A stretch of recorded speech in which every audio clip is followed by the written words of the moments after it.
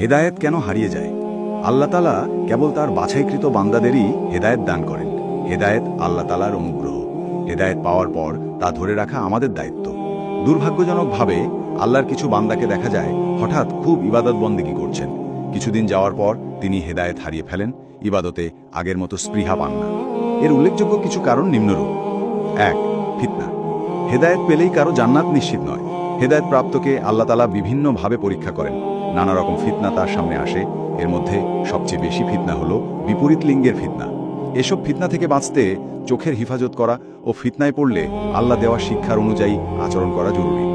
2. দিনদারদের সান্নিধ্যে না থাকা।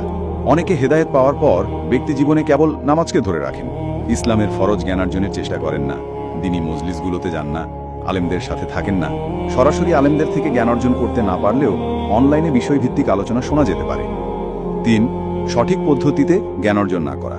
সদ্য হিদায়তপ্রাপ্ত অনেককে দেখা যায় ইসলামের মৌলিক বিষয়গুলো বাদ দিয়ে অনেক গভীর বা ইখতিলাফি বিষয় নিয়ে পড়ে আছেন, যেগুলো সম্পর্কে তার প্রাথমিক জ্ঞান নেই। কেউ হয়তো নাস্তিকদের সাথে তর্কে জড়াচ্ছে, কেউ বা শিয়া রাফেজিদের নিয়ে পড়াশোনা করে বিভ্রান্ত হচ্ছে। অথচ প্রত্যেকের জন্য জরুরি হলো দ্বীনের মৌলিক বিষয় যেমন ঈমান, আকীদা, সালাত, পবিত্রতা, কোরআন, হাদিস, আখলাক ইত্যাদি বিষয়ে জ্ঞান অর্জন করা। 4. অহংকার করা। অনেকেই হেদায়েত পেয়ে অহংকারী হয়ে ওঠেন, অন্য মুসলিম ভাইবোনকে তুচ্ছ তাচ্ছিল্য করেন। পোশাক, চলাফেরা, গুনাহ কিংবা ইবাদতের দৈন্যতা নিয়ে তাদের সমালোচনা করেন, খাটো চোখে দেখেন, জাহান্নামী বলে কটাক্ষ করেন। কে হাফ প্যান্ট পরে মসজিদে এলো, কে কানে দুল পরে মসজিদে এলো, কার হিজাব পরিপূর্ণ না ইত্যাদি দোষ ত্রুটি ধরা শুরু করেন। এতেও হেদায়েত হারিয়ে যায়। 5. দুয়া না করা। অনেকেই ভাবেন হেদায়েত চিরস্থায়ী, কিন্তু আল্লাহ তাআলা পবিত্র কোরআনে দুয়া শিখিয়েছেন, রাব্বানা লা তুজিগ কুলুবানা বাদা ইজ হাদাইতানা ওয়া হাবলানা মিন লাদুনকা রাহমাতান ইন্নাকা আনতাল ওয়াহাব।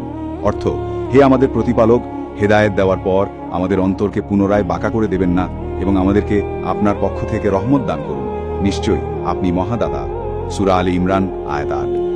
নবীজি সাল্লাল্লাহু আলাইহি সাল্লামও হেদায়েত ধরে রাখার জন্য অনেক দোয়া করতেন, যেমন ইয়া মুকাল্লিবুল কুলুব সাব্বিত কালবি আলা দীনিক, অর্থাৎ হে অন্তরসমূহের পরিবর্তনকারী, আমার অন্তরকে আপনার দ্বীনের উপর অবিচল রাখুন। সুতরাং হেদায়েত ধরে রাখতে অধিক পরিমাণে দোয়া করা জরুরি। 6. নিয়মিত তওবা ইস্তিগফার না করা। মানুষ হিসেবে নিজের অজান্তেই আমাদের অনেক গুনাহ হয়ে যায়। এসব গুনাহ থেকে বাঁচতে ও নিজের হেদায়েতকে নবায়ন করতে নিয়মিত তওবা ইস্তিগফার করা জরুরি। গুনাহের জন্য নিয়মিত ক্ষমা প্রার্থনা না করলে গুনাহ জমতে জমতে মানুষ একসময় হেদায়েত থেকে ছিটকে পড়ে।